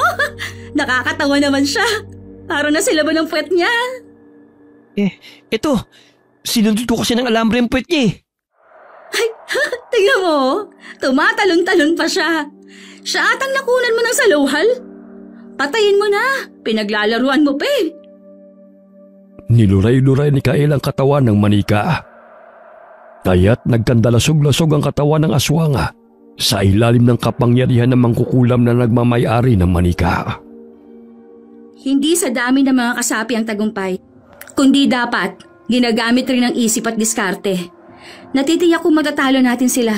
May naisip akong paraan upang matuloy ang pagsanib ng ating puwersa, kahit na hindi na ganun karami ang ating kasamahan. Ano naman yun? Bago yan, tulungan muna natin si Lola. Umaatras na ang ating mga kalaban, oh. Ang dami ng kalabang mga aswang. Ngunit bakit halos karamihan sa kanila'y bumubulagta sa lupa kahit hindi naman pinapaslang? Mga hangal na mga alagad! Ano nangyayari? Bakit kayo natatalo ng mga walang kwentang mga aswang na ito? Di hamak na mas malakas at makapangyarihan kayo kaysa sa kanila! Inutusan ni Raul ang mga kasapi na pansamantalang umatras sa laban. Nakikita niyang natatalo na ang kanyang pangkat. Maging siya'y maaaring mapaslang sa oras na yun kaya't nagsitakbuhan sila palayo. Sinuwerte ka lang ngayon, tanda! Ngunit babalik ako upang hindi ka magtagumpay sa gagawin mong ritual. Magiging alipin ko kayong lahat. Tandaan mo yan! Galing mo mag-isip, Odessa. Akalain mo, sa isang manika na mangkukulam, maraming napatay mo. Nakatulong sa akin ang pagbabasa ko ng libro at panonood ng movie. Ano yung movie? Palabas yun sa telebisyon. Tao yung mga gumaganap at nagbibigay buhay sa istorya. Ayun, nagsialisa na yung mga kaaway natin. Tingnan mo. Labis ang kasiyahang naramdaman ni Ka Isidra nang makita nagsipulasan ng kanilang mga kalaban. Hindi ko sukat akalain na ganun karami ang kasapi ni Raul. Ngunit tatalo natin sila ngayon. Dahil sa tulong yun ni Odessa. Hindi lamang kapangyarihan ang dapat pairalin, maging ang diskarte at talino. Sa pamamagitan nito, Lola, ito ang dahilan kung paano sila nasaktan na walang kahirap-hirap.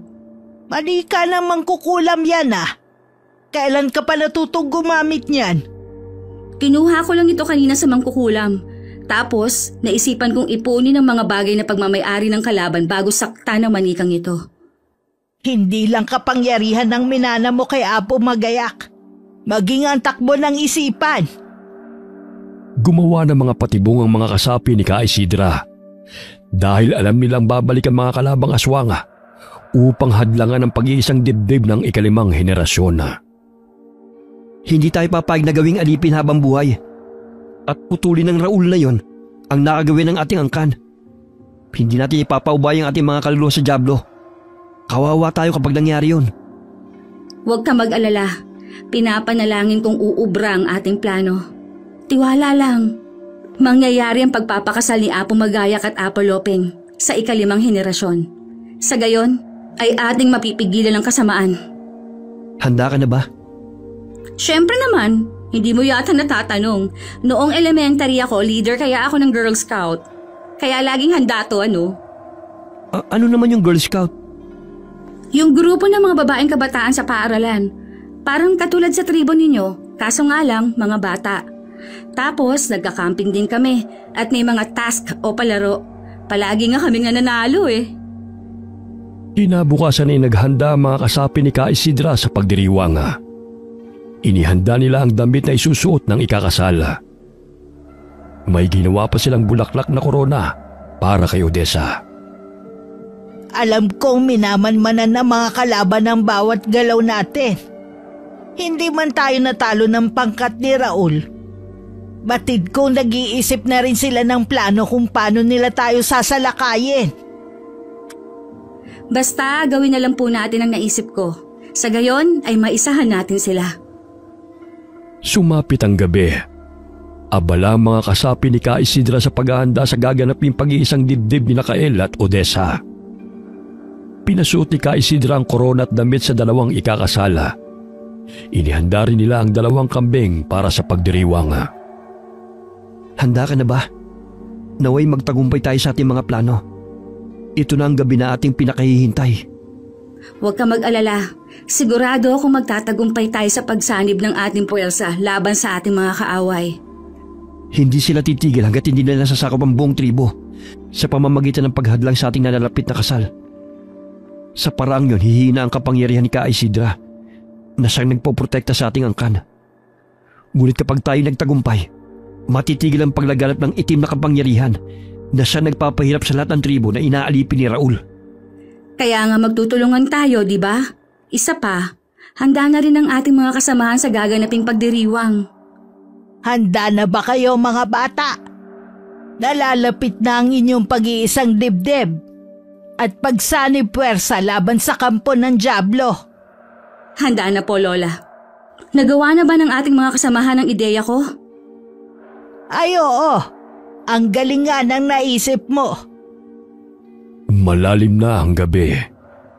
Inumpisahan na ni Ka Isidra ang ritual sa pag-iisang dibdib ni Kael at Odessa. Binasbasan niya ang dalawa habang nakaluhod ang mga ito at nakatingala sa bilog at maliwanag na buwan. Hiniwa niya ang braso ng dalawa at pinatak ang mga dugo nito sa isang maliit na bao ng nyoga. Sa ilalim ng bilog at liwanag na buwan, 5 henerasyon ng kada 100 taon, mula sa angkan ni na Apo Magayak at Apo Lopeng, muling mag-iisang dibdib upang ang kapangyarihan ng 2 tagapagligtas ng aming angkan ay muling buhayin. Naririnig nila ang mga nakakabinging alulong ng mga kaaway na lumulusob sa kanilang tribo upang pigilan ang kanilang kasal. Naaninaw ng mga kalabang aswang ang 2 taong nakaluhod sa harapan ni Ka Isidra na nooy nagsasagawa ng ritual. Sinugod nila ang mga ito, ngunit gano'n na lamang ang pagpipigil ng mga kasapi ni Ka Isidra sa mga kalabang aswang. Hindi ko hahayaan na matuloy ang kasalan. Mga kampon, patayin silang lahat kung ayaw nilang sumalib sa ilalim ng aking kapangyarihan. Ako na ang inyong bagong pinuno at wala nang iba! Naglambitin ang mga kalabang aswang sa mga puno sa tuwing naaapakan nila ang mga patibong. Natatawa pa si Raul nang lumapit ito sa 2 taong nagkakaisang dibdib. Akala niyo ba'y magtatagumpay kayo sa inyong pagsasanib pero sa laban sa akin?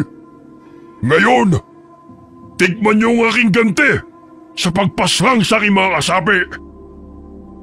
Ganun na lamang ang pagtataka ng pinuno ng mga aswang na hindi man lamang natitinag ang 2 ikinakasala kahit na naglalaban ang 2 pangkat. Maging si Ka Isidra na nagsasagawa ng basbas sa 2 itinakda ay wala man lamang pakialam. Hoy tanda! Itigil mo ang ritual kung ayaw mong gilitan kita ng leeg! Patuloy na umuusok ang bao ng nyog na siyang pinataka ng dugo ng 2 upang magsanib puwersa. Namilog ang mga mata ng pinunong aswang nang lumingon sa kanya ang babaeng ikinakasal. Hinila niya ang suot na damit nito at nakumpirma na hindi yun si Odessa at Kael, kundi 2 kambing na binihisa na buong akala niya'y 2 taong nakaluhod. Ang nakatayong inaakala niyang si Ka Isidra ay ang kawayang sinuta ng damit ng matanda. Lintik!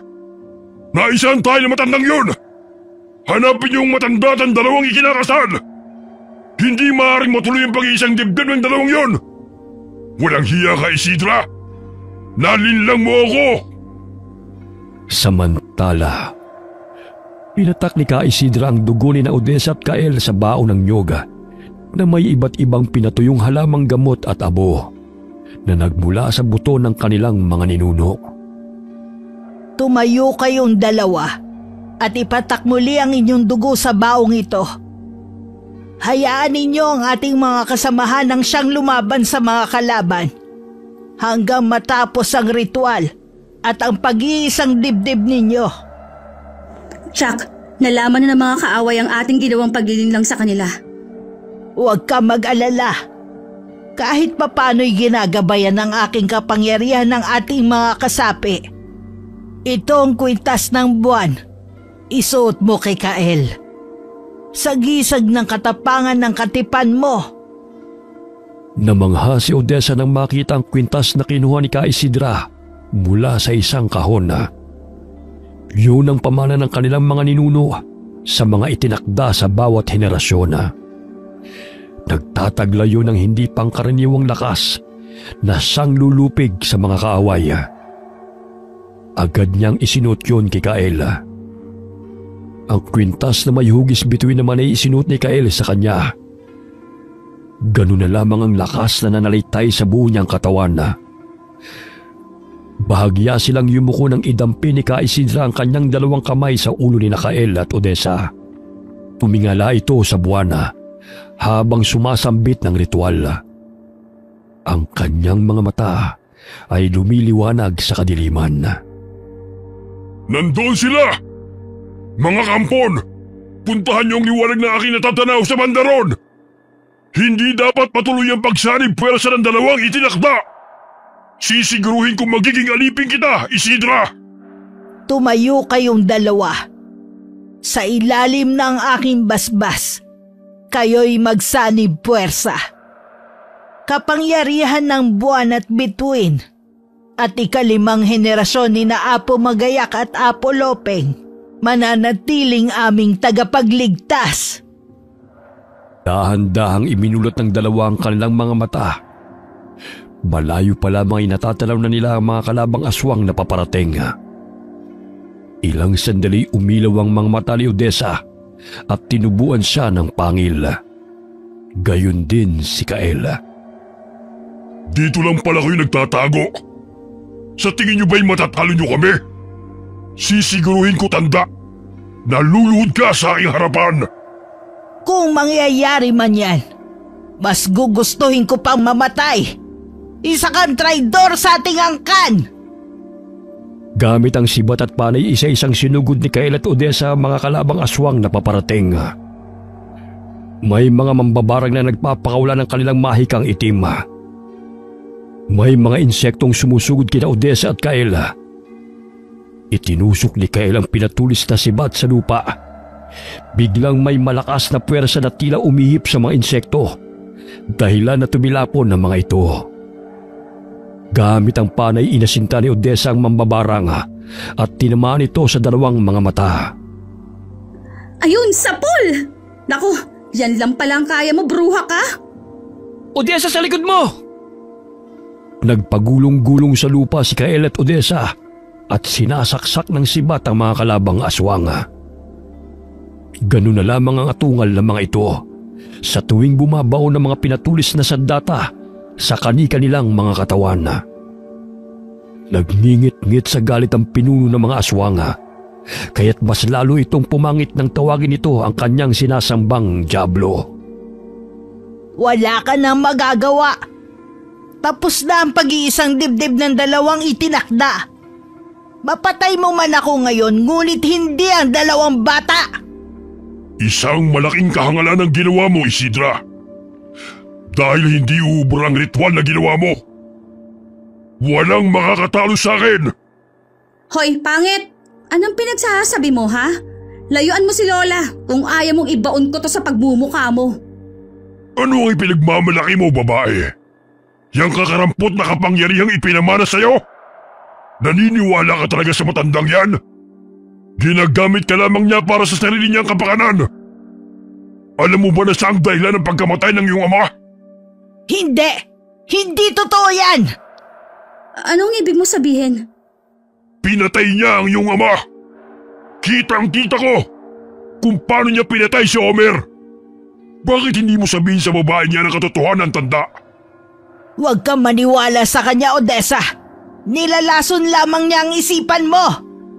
Sinungaling! Ikaw ang pumaslang kay Homer. Hindi ba't sinaksak mo siya ng sibat? Bakit hindi mo aminin sa babaeng yan ang kasalanan mo? Totoo po bang sinasabi niya, Lola? Hindi!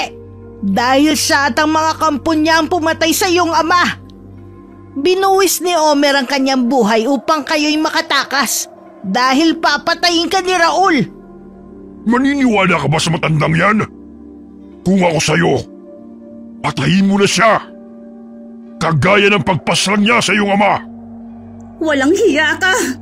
Kinamumuhian kita! Ineng, maghunos dili ka! Hindi ako ang kaaway mo! Sige, magalit ka! Hayaan mong lamunin ng pot ang iyong puso! Patayin mo ang matandang yan! Matuling tumakbo si Odessa patungo sa kinaroroonan ng dalawa. Ngunit dinaanan lamang niya si Ka Isidra at malakas na tinadyakan sa ulo ang pinuno ng mga aswang na si Raul. Ikaw ang traidor sa ating angkan. Ang dami mong pinatay ng mga inosente. Kung hindi dahil sa kasakiman mo, hindi sana kami nagkalayo ng aking pamilya. Walang hiya ka! Aray! Lapastangan! Bakit hindi ang matandang yan ang patayin mo? Gayong siya ang pumaslang sa iyong ama! Ikaw ang salarin! Maghuhugas kamay ka pa talagang hayop ka! Muling tumayo ang pinunong aswang at nanilisik ang mga matang tinanaw si Odessa. Animoy hinihigop nito ang hangin at ibinuga sa mga kalaban. Tumila po ng mga kasapi ni Ka Isidra. Ngunit si Odessa at Ka Isidra ay nanatili sa kanilang kinatatayuan habang nilalabanan ng puwersang pinakawalan ng pinunong aswang. Muling tumakbo si Odessa patungo kay Raul at paulit-ulit na hinahambalos nito ng hawak niyang sibat. Hindi mapagkakaila ng pinunong aswang ang lakas ni Odessa, kaya't napatras siya. Ineng, sa likod mo! Wala talaga kayong kadala-dala, ha? Sunod-sunod na tinadyakan ni Odessa ang dalawang aswang na akmang susugod sa kanya. Muling nag-anyong ahas si Ka Isidra at isa-isang sinasakmal ang mga kalaban bago ibagsak sa lupa. Hoy, Raul! Saan ka pupunta? Tatakas ka, no? Mga animal! Umalis ka sa dinadaanan ko! Kung ayaw mong butasin ko yung leg mo! Malakas siyang tinadyakan ng paulit-ulit ni Kaela. Ganun na lamang ang pagsangga niya sa pananakit ng binata sa kanya. Hinawakan niya si Kael sa paa at pinaikot-ikot bago binitiwan. Bumagsak si Kael sa puno ng yoga, ngunit hindi man lamang ito nakaramdam ng sakit, bagamat natumba ang puno na kanyang binagsakan. Pambihira, ang galing ah! Ang lakas pala ng kapangyarang taglay na ipinamana ni Apo Lopeng. Kael, ayos ka lang ba? Naku, wala to. Habulin natin ang Raul na yun bago pa siya makatakas. Magkasabay na hinabol ng dalawa si Raul. Inikutan nila ang pinunong aswang na animoy mga ipo-ipo. Ganun na lamang ang atungal ni Raul nang magkakasama silang tatlo na lumilipad sa ere. Ay, ang galing naman! Sige, Kael. Sapukin mo yung traidor na yan! Kulang pa sa kanyang sapok. Tadyakan mo na rin para makaganti ka man lang sa pananakit niya sa'yo. Habang nagpapaikot-ikot sila sa ere, ay umiilaw ang mga kwintas na taglay ng dalawa. Bigla silang nabuwag at malakas na bumagsak sa lupa si Raul. Ngunit silang dalaway nanatiling lumilipad sa ere. Pagbabayaran niyo ang ginawa niyo sa akin. Sinusumpa ko. Babalikan ko kayo. Hindi ako matatahimik hanggat hindi ako nakakapagsigante. Tama na ang kasamaan mo. Hayaan mong mamuhay ng payapa ang ating angkan. Sinakmal ni Ka Isidra ang pinuno ng aswang sa anyong ahas. Nginuya niya ito hanggang sa lumagutok ang mga buto bago niya iniluwa ito. Ganun na lamang ang takot ng mga natitirang kalabang aswang, kaya't nagsitakbuhan ng mga ito palayo. Habang tumatakbo ay isa-isa silang inasinta ni Odessa gamit ang pana. May mga itim na anino na lumalabas sa kanilang katawan sa tuwing tinatamaan ng pana. Ilang sandali bumaba sa lupa si Odessa at Kaela. Dumaan sa kanilang harapan ng dalawang kambing na kanilang binihisan. Mabuti naman ligtas kayo, Kiki at Kaka. Salamat sa tulong yung dalawa. Aba, ang ganda-ganda mo naman, Kiki, sa trahe mong yan, ha? Kayong dalawang totoong kinasal. Huwag kang mag-alala, Odessa. Alam ko na bigla ka sa lahat ng pangyayari. Nire-respeto kung kinalakihan mong hindi maaaring maging mag-asawa ang magpinsan. Paninindigan ko ang pagiging tagapagligtas na itinakda bilang ika-5 henerasyon ni Apo Magayak. Malaya kang mag-asawa ng taong mahal mo, pero hindi ako yon. Ginawa lamang natin to upang iligtas ang ating angkan mula sa mga kaaway. Alam ko yon. Kaya mananatili tayong tagapagligtas ng ating angkan. Hanggang ngayon, hindi pa rin ako makapaniwala na nabuhay sa katauhan ko si Apo Magayak. Tapos, itong kwintas na ito ay ipinamana niya sa akin at sa magiging susunod na henerasyon. Mabuti naman at ligtas kayong dalawa. Salamat sa tulong at kooperasyon ninyo. Nagwagi tayo mula sa mga kalaban. Ngunit natitiyak kung babalik ang kaluluwa ni Raul sa ibang katauhan. Kaya kailangan nating paghandaan ang kanyang pagbabalik, Lola. Ngunit hindi ko po kaya maging asawa ni Kael. Huwag kang mag-alala. Maaari namang mag-asawang muli si Kael kung hindi kayo nagkakasundo. Pumayag ako magpakasal upang lumakas ang aming kapangyarihan at mailigtas ang ating angkan mula sa mga kaaway. Pero hanggang doon lang po, Lola. Nabigyan ko rin po ng hustisya ang pagkamatay ng aking ama. Salamat po, Lola. Kami nga ang dapat magpasalamat sa iyo, Ineng. Isidra, tinipo na po ngayon ng mga kasamahan natin ang mga bangkay ng ating mga kalaban. Sabihan mo sila na gumawa ng hukay upang doon nililibing ang lahat ng mga bangkay.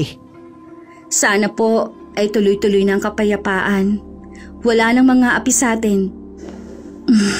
Kapag ayos na po ang lahat, maaari po ba akong umuwi na sa amin? Alam kong hinihintay na ako ni Nanay Sally. Ayaw mo ba kaming makasamang pamilya mo? Gusto. Kaso nga lang, hindi ko rin kayang iwanan si Nanay Sally. Tumanda siyang dalaga para sa akin. Ako na ang naging buhay niya. O sige, ipapahatid kita kay Kael at Nani kapag handa ka nang umuwi. Sa utos ni Ka Isidra ay sinunog ang mga bangkay ng mga kalabang aswang sa hukay. Nang maging abo ay tinakpan nila ito ng lupa. Sumapit ang umaga. Nagdiwang ang angkan na mabubuting aswang dahil nagtagumpay sila laban sa mga kaaway. Balang araw ay babalik ka rito sa amin. Siguro hindi magtatagal ay magpapahinga na ako. Ngunit may papalit sa akin. Yun ang panganay na anak ni Apo Lopeng at Apo Magayak. Pero Lola, hindi po ako pumapayag na manirahan kasama ni Kael dahil para sa akin, pinsan ko po siya. Hindi mo pa natatapos na basahin ng libro. Ibig sabihin, may mga pasabog pa talaga ang love story nila? Hinatid ni na Kael si Odessa sa terminal ng bus upang masigurong ligtas ang dalaga sa pag-uwi. Hanggang sa muling pagkikita natin, Odessa. Itago mo na mabuti ang kwintas, ha? Huwag ka mag-alala. Hindi ka basta-basta magaan yung aswang. Pero magkakaroon ka ng lakas sa oras na ikaw ay nasa panganib. Bukas ang aming tirahan para sa'yo. Bibisita ako ron. Di ba? May kakayahan naman ako makipag-usap sa pamamagitan ng panaginip. Kaya aabisuhan kita pag pupunta ako sa inyo. Oo nga. Sige, mauna na kami ni Nanay. Ay, ito palang pera. Isang buwang sweldo ko yan. Wala pa naman akong naisip na bibilhin. Kaya ibili nyo na lamang ng pagkain yan para sa ating mga kasamahan. Hindi na. Ayos na kami sa mga kamote at saging. Madadaanan nyo naman ng palengke eh. Kaya bumili na kayo ng pagkain para sa ating mga kasamahan. Ako nang bahala na sumakay papunta ng mansyon. Kaya ko na ang sarili ko. Pangako, babalik ako upang bisitahin kayo. Labis ang tuwang naramdaman ni Aling Sally nang umuwi ang kanyang anak-anakan. Napansin ito na gumaling na ang nunal ni Odessa sa batok at bumalik na ito sa dating kulay. Kinagabihan bago matulog ay binasa muli ni Odessa ang lumang libro. Ibig sabihin, nagkaanak si Apo Lopeng sa kanilang alipin na seminar? Dahil hindi mabuntis si Apo Magayak? Makalipas ang 1 taon ay namatay si Minar. Ngunit itinuring na anak ni Apo Magayak ang bata bilang tunay niyang anak. Ito ang naging tagapagbantay at gabay ng angkan nang pumanaw ang kanyang mga magulang. Ibig sabihin, magkakaanak si Kael sa babaeng kanyang iniibig sa tribo. Maaaring magkaiba-iba man ang kwento ng love life ng 4 na henerasyon na naitala sa libro. Ngunit may pagkakapareho na hindi nabiyayaan ng anak ang ikinasal. Yung ikalawa, hindi nga sila magpinsan. Mahal nilang isa't isa ngunit hindi rin sila nabiyayaan ng sarili nilang anak. Ngunit may anak ito sa pagkabinata. Binuklat muli ni Odessa ang nasa gitnang bahagi. Nakita niya roon ang pangalan nila ni Kael. Nabasa niyang nagpakasal ang pinsan kay Tanya. Makalipas ang 2 taon ay nabiyayaan sila ng 2 anak. Mabuti naman kung ganon. Pambihira namang kapalaran to ni Apo Magayak at Apo Lopeng, oy. Yung pinaka-worst na kwento sa akin pa. Habang sa kanila, napaka-romantic. Ilang sandali napatingala si Odessa sa bilog na buwan. Naaninaw niyang nawala ang anino ng bituin na naroon sa gitna ng buwan. Ngunit biglang umilaw ang kwintas na kanyang suot na ipinamana ng kanyang mga ninuno. Hindi siya makapaniwala na nagmula siya sa angkan ng mga mabubuting aswang. Wakas.